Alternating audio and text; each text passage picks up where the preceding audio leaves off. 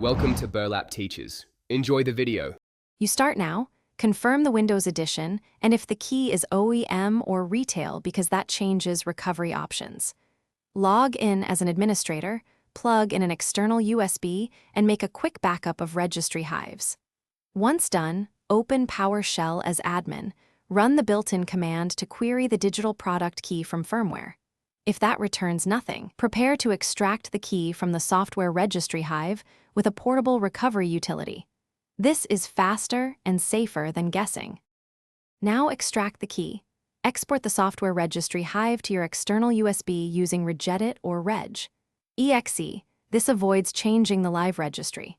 Next, run a trusted offline key parser on that exported file or use a PowerShell script designed to parse the digital product ID bytes into the 25-character key format. Make sure you understand byte offsets. This is why the offline file matters.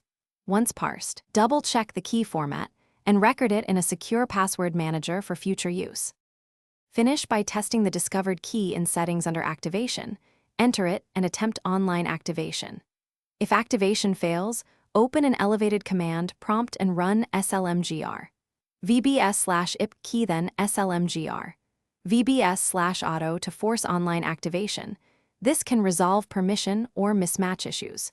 If problems persist, have your proof of purchase and OEM system information ready before contacting Microsoft support. One key troubleshooting tip.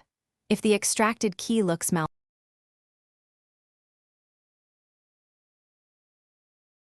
Thanks for watching. Consider subscribing if this video helped you.